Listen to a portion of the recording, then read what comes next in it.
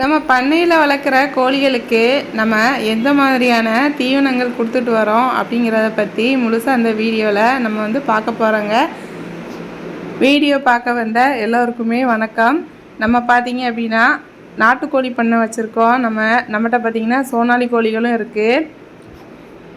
நம்ம ஊர் பார்த்திங்கன்னா தென்காசி மாவட்டங்க. பண்புலி பக்கத்தில் இருக்கிற ஒரு சின்ன கிராமம் தான் நம்ம ஊர். நம்ம பண்ணையில் பார்த்திங்க அப்படின்னா கோழிகளுக்கு வெளிமேய்ச்சல் முறையிலையும் நம்ம வளர்த்துட்டு வரோம். மழை பெய்கிற காலங்கள்லேயும் கொஞ்சம் வேறு ஏதாவது வேலைகள் இருக்குது, விவசாய வேலைகள் இருக்குது அப்படின்னா நம்ம கோழிகளை பார்த்திங்கன்னா வெளியில் மேய்ச்சலுக்கு விட மாட்டோம். அப்போ பார்த்திங்கன்னா பண்ணைக்குள்ளே தான் நம்ம வச்சு தீவனம் கோழிகளுக்கு கொடுத்துட்டு வருவோம். அப்படி வைக்கும்போது நம்ம கோழிகளுக்கு என்னென்ன தீவனங்கள் கொடுக்கும், வேறு நம்ம வெளிமேய்ச்சலில் இருக்கும்போதும் என்ன தீவனங்கள் கொடுக்கும் அப்படிங்கிறத பற்றி இந்த வீடியோவில் நம்ம இன்றைக்கி பார்க்கலாம். அரிசியை மட்டும் கொடுத்து நம்ம கோழிகளை வளர்க்க முடியுமா அப்படின்னா கண்டிப்பாக முடியாதுங்க. அதுக்கு தேவையான எல்லா சத்தும் அரிசியிலேருந்து மட்டுமே கிடைக்காது. அதுக்கு கொடுக்க வேண்டிய தீவனங்கள் நம்ம கம்பெனி ஃபீடு கொடுத்தோம் அப்படின்னா வேறு எதுவும் போட தேவையில்லை.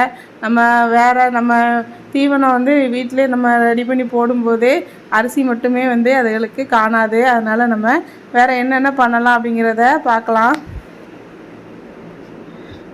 ஃபஸ்ட்டு பார்த்திங்க அப்படின்னா நம்ம புண்ணாக்கு கோழிகளுக்கு வாரத்தில் ஒரு 3 டைம் நம்ம கொடுத்துட்டு வரோம். அது கூட பார்த்திங்க அப்படின்னா அதாவது கடலை புண்ணாக்கு கூட நெல் தவிடு ரெண்டையுமே மிக்ஸ் பண்ணி நம்ம கோழிகளுக்கு வாரத்தில் 3 நாள் கொடுத்துட்டு வரோம். கடலை புண்ணாக்கை நல்லா ஊற வச்சுட்டு அது கூட நம்ம மிக்ஸ் பண்ணுவோம். நெல் தவிட மிக்ஸ் பண்ணி கோழிகளுக்கு வச்சுருவோம். கோழிகளுமே அதை நல்லாவே சாப்பிடுவாங்க. அதில் இனிப்பு சத்து இருக்கிறதுனால கோழிகள் நல்லா சாப்பிடுவாங்க. ஒரு சில கோழிகள் பார்த்திங்கன்னா அப்படி தாங்க கால்ட்டு கிளச்சி போடுவாங்க. ஆனாலும் அதுக்கப்புறம் கீழே இருக்கிற எல்லாத்தையுமே கோழிகள் சாப்பிட்ருவாங்க.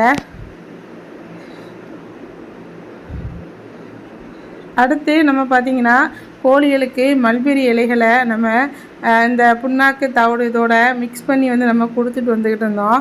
இப்போ அதை நல்லா சாப்பிட்டு பழகினதுனால நம்ம பொதுவாக இலைகளை அப்படியே ஒடிச்சிட்டு போட்டாலே கோழிகள் எல்லாருமே அந்த இலைகளையுமே நல்லா சாப்பிடுதாங்க. அதுவும் ஒரு நேரம் தீவனம் மாதிரி நாங்கள் கொடுத்துக்கிட்டு வராங்க.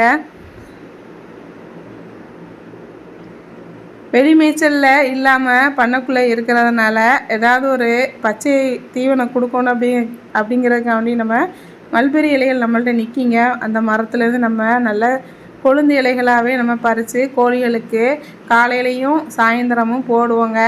அவங்க ஃபுல்லாகவே நல்லா கொத்தி கொத்தி சாப்பிட்ருவாங்க. நம்ம கோழிகள்லாம் இப்போ முட்டையிடுத பருவத்தில் இருக்கிறதுனால தேவையான அளவு ஃபீடு நம்ம கண்டிப்பாக கொடுத்தா ஆகணுங்க. அப்போ தான் அவங்களுக்கு நல்ல சத்து கிடைக்கும். முட்டை இடுது அப்படின்னா நல்ல ஆரோக்கியமான முட்டையாகவும் இருக்கும்.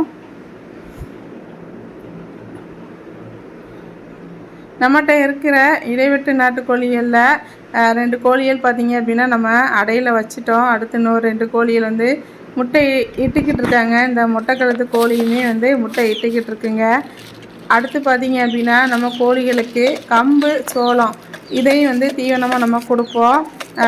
கம்பு சோளத்தை அப்படியே நம்ம டப்பாவில் வச்சோம் அப்படின்னா சாப்பிட்ருவாங்க. இப்போ புதுசாக நம்ம என்ன பண்ணுவோம் அப்படின்னா நல்லா ஊற வச்சுட்டு முளை கட்டி நம்ம கொடுத்துக்கிட்டு இருக்கோங்க. கம்போட சோளத்தோட ரேட்டு கொஞ்சம் அதிகமாக இருக்கிறதுனால கம்பு தான் நம்ம அதிக அளவில் வாங்கி கொடுத்துக்கிட்டு இருக்கோம். கம்பு கோழிகளுக்கு ரொம்ப நல்ல ஒரு உணவு. கோழிகளும் அதை நல்லா விரும்பி சாப்பிடும். நம்ம முளை கட்டி கொடுக்கும்போது அதை இன்னும் நல்லா விரும்பி சாப்பிடுவாங்க நம்ம கோழிகள்லாம்.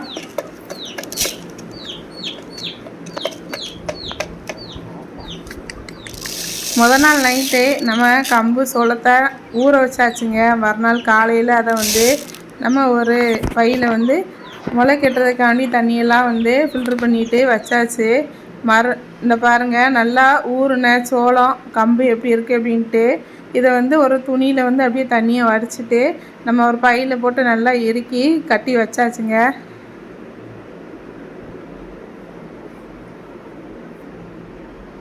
மறுநாள் பார்த்திங்க அப்படின்னா அது நல்லா முளை விட்டு வந்துருச்சு.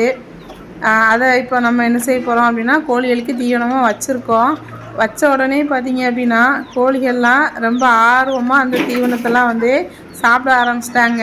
போட்ட 10 நிமிஷத்துலேயே நான் போட்டிருந்த எல்லா கம்பையும் சோளத்தையும் வந்து கோழிகள் போட்டி போட்டு சாப்பிட்டாங்க. நம்ம மொட்டை கழுத்து கோழியும் இப்போ முட்டை இட்டுக்கிட்டு இருக்கு. ஆனாலும் தன்னோட குஞ்சு அவங்க கூட கூட்டிக்கிட்டே தாங்க தெரியுதாங்க.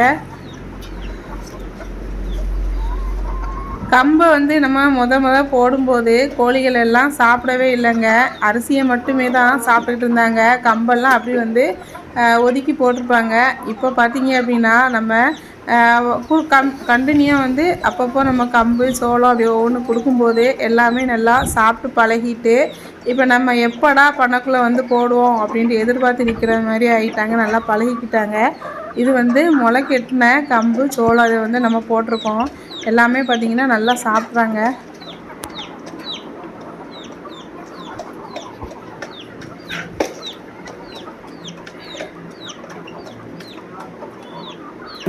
கோழிகளுக்கு தீவனத்தை ஒரே மாதிரி கொடுத்துட்டு வந்தாலோ அவங்களோட அந்த சாப்பிட்றது வந்து கம்மியான அளவு தாங்க சாப்பிடுதாங்க. இப்படி ஒவ்வொரு விதமாக நம்ம கோழிகளை டெய்லி ஒவ்வொரு டைப்பில் நம்ம கொடுத்துட்டு வரும்போது கோழிகள் நல்லா அதை விரும்பி சாப்பிடுதாங்க. அதுக்கான சத்தும் அவங்களுக்கு கிடைக்கிது.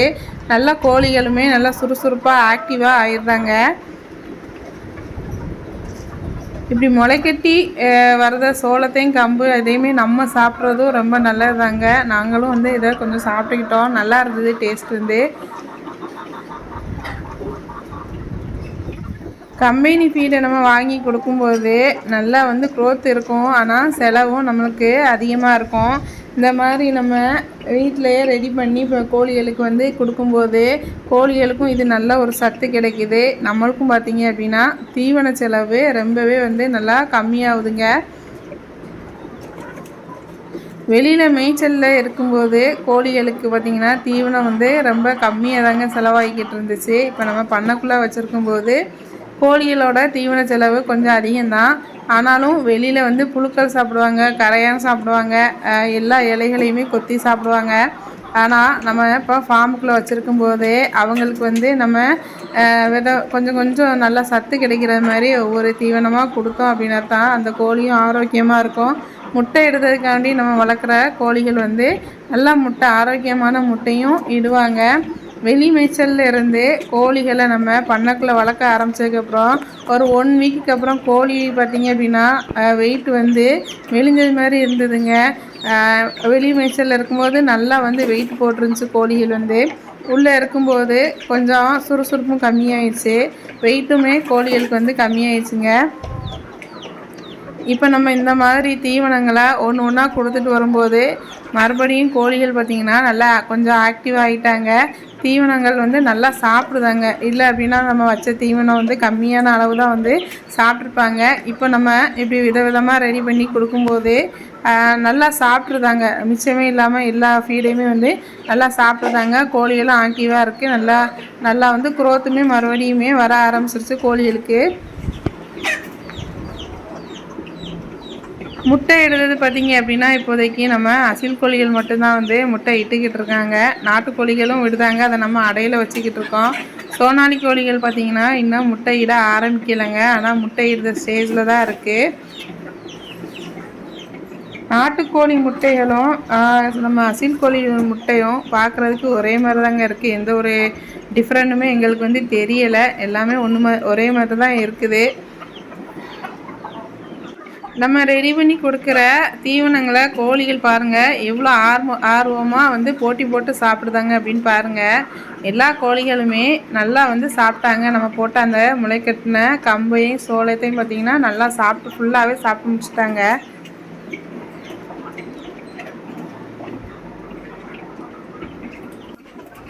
வெளியில் மேய்ச்சலில் இருக்கும்போது நம்ம மல்பெரி இலைகளை நம்ம கொடுத்தோம் அப்படின்னா கோழிகள் வந்து சாப்பிடவே மாட்டாங்க. அதனால தான் நம்ம தீவனத்தில் வந்து மிக்ஸ் பண்ணி இந்த புண்ணாக்கோட மிக்ஸ் பண்ணி நம்ம வந்து கொடுத்துக்கிட்டு வந்தோம். இப்போ பார்த்திங்கன்னா உள்ளவே வச்சுருக்கிறதுனால நம்ம போடுற அந்த மல்பெரி இலைகளை போட்டி போட்டு கொத்தி சாப்பிட்ருதாங்க.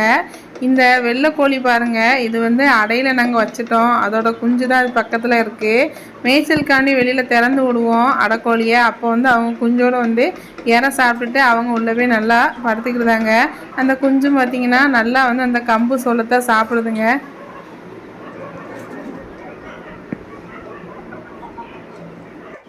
அடுத்து பார்த்திங்க அப்படின்னா, நம்ம கோழிகளுக்கு அகத்திக்கீரை வந்து கொடுக்கலாம் அப்படின்னு யோசிச்சு வச்சுருக்கேங்க. அகத்திக்கீரை கோழிகளுக்கு ரொம்ப நல்லது அப்படின்னு சொன்னாங்க. அதையும் வந்து நம்ம கோழிகளுக்கு கொடுத்து பழக்கணும். ஏன்னா மழை காலங்களில் இந்த மாதிரி உள்ளே வச்சுருக்கும்போது ஒவ்வொரு தீவனமாக நம்ம கொடுக்கும்போது அவங்க வந்து சாப்பிட மாட்டாங்க. நம்ம முன்னாடியே இந்த கோழிகளுக்கு இடையில ஒவ்வொரு தீவனமாக கொடுத்து பழகிட்டு வந்தோம் அப்படின்னா, இந்த மாதிரி டைங்களில் நம்ம ஃபுல்லாக உள்ளே இருக்கும்போது இந்த தீவனங்களை நம்ம வைக்கும்போது அவங்க வந்து நல்லா விரும்பி சாப்பிடுவாங்க. அடுத்து நம்ம அகத்திக்கீரை வாங்கி கோழிகளுக்கு கொடுத்துட்டு அதை எப்படி அவங்க சாப்பிடுதாங்க அப்படிங்கிறத ஒரு வீடியோவாக வந்து நம்ம போடணுங்க. காலையில் ஃபுல்லாக பார்த்திங்கன்னா நம்ம வச்ச தீவனங்கள் எல்லாத்தையுமே சாப்பிட்டாங்க. இப்போ பார்த்திங்கன்னா நம்ம ஈவினிங் மறுபடியும் அதே கம்பு சோளம் அதுகளை வந்து கோழிகளுக்கு வந்து நம்ம வச்சுருக்கோம். வச்ச உடனே பார்த்திங்கன்னா மறுபடியும் கோழிகள் எல்லாம் பார்த்திங்கன்னா போட்டி போட்டு வந்து ஃபுல்லாக வந்து சாப்பிட்டாங்க. நம்ம ரெடி பண்ண கம்பு தீவனத்தை ஒரே நாளிலவே ஃபுல்லாகவே வந்து காலி பண்ணிட்டாங்க. அடுத்து வந்து ஒரு 2 நாள் கழித்து மறுபடியும் இதேமாதிரி ரெடி பண்ணி கொடுக்கணுங்க. இடையில பார்த்திங்கன்னா நம்ம கடலை புண்ணாக்கு அப்புறம் தவிடு அதெல்லாம் சேர்த்து இடையில அப்படி ஒவ்வொரு நாளும் ஒவ்வொரு விதமாக நம்ம வந்து கோழிகளுக்கு கொடுத்துட்டு வரணும். அப்போ தான் அவங்களுக்கு தேவையான ஊட்டச்சத்து கோழிகளுக்கு வந்து கிடைக்கும்.